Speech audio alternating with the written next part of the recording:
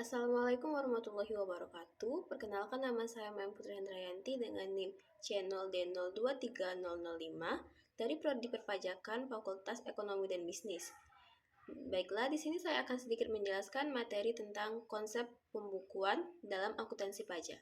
Pengertian, menurut Undang-Undang Nomor 28 Tahun 2007 Pasal 1 Ayat 29, pembukuan didefinisikan sebagai proses pencatatan yang dilakukan secara teratur untuk mengumpulkan data dan informasi keuangan yang meliputi harta, kewajiban, modal, penghasilan, dan biaya dari jumlah perolehan dan penyerahan barang atau jasa dalam periode pajak tersebut. Pembukuan dalam akuntansi pajak adalah proses pencatatan transaksi keuangan yang dilakukan secara teratur dan sistematis untuk menghasilkan informasi keuangan yang akurat dan relevan untuk keperluan perhitungan dan laporan pajak. Tujuannya ada 4. Yang pertama, memudahkan perhitungan pajak.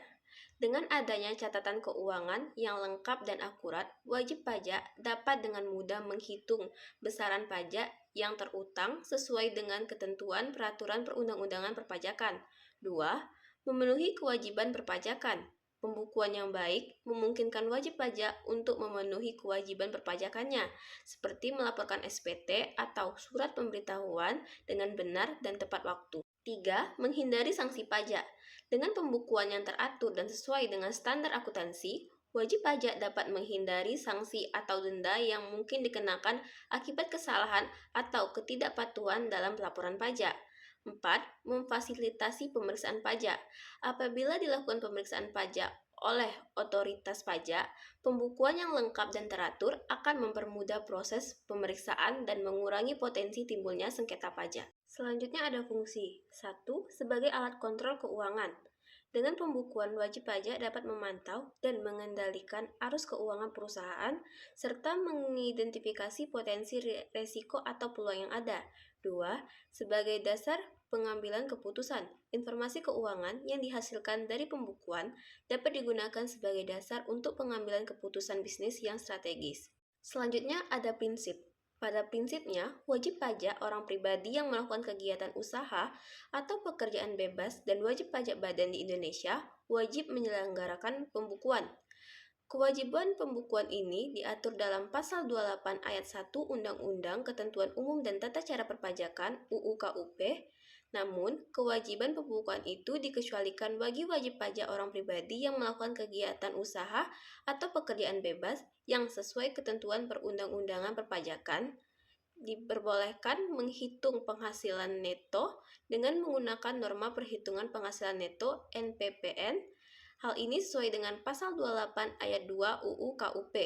Wajib pajak yang dimaksud antara lain wajib pajak orang pribadi yang menjalankan usaha atau melakukan pekerjaan bebas dengan jumlah bruto dalam setahun kurang dari 4,8 miliar. Sebagai penggantinya, wajib pajak dengan kriteria di atas tetap wajib melakukan pencatatan. Syarat-syarat UU KUP mengatur syarat-syarat yang harus dipenuhi oleh wajib pajak dalam menyelenggarakan pembukuan atau pencatatan. Wajib pajak yang melakukan pembukuan harus memenuhi ketentuan berikut.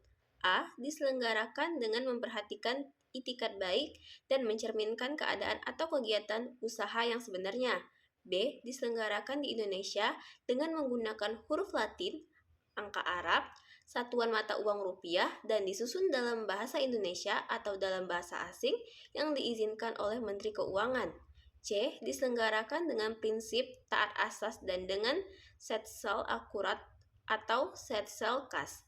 D. Pembukuan dengan menggunakan bahasa asing dan mata uang selain rupiah dapat diselenggarakan oleh wajib pajak setelah mendapat izin Menteri Keuangan. Dan E. Pembukuan sekurang-kurangnya terdiri atas catatan mengenai harta, kewajiban, modal, dan penghasilan dan biaya, serta penjualan dan pembelian sehingga dapat dihitung besarnya pajak yang terutang. Selanjutnya ada tantangan. Tantangan yang dihadapi oleh wajib pajak dalam menyusun pembukuan untuk keperluan perpajakan antara lain 1. Kompleksitas peraturan perpajakan. 2. Keterbatasan sumber daya. 3. Kurangnya pemahaman akuntansi. 4. Kurangnya kesadaran perpajakan. 5. Perubahan teknologi. 6. Kebutuhan akan tenaga ahli. Dan 7. Ketidakpastian ekonomi. Rekonsiliasi fiskal. Pembukuan rekonsiliasi fiskal. Rekonsiliasi fiskal adalah salah satu hal yang harus dilakukan oleh wajib pajak.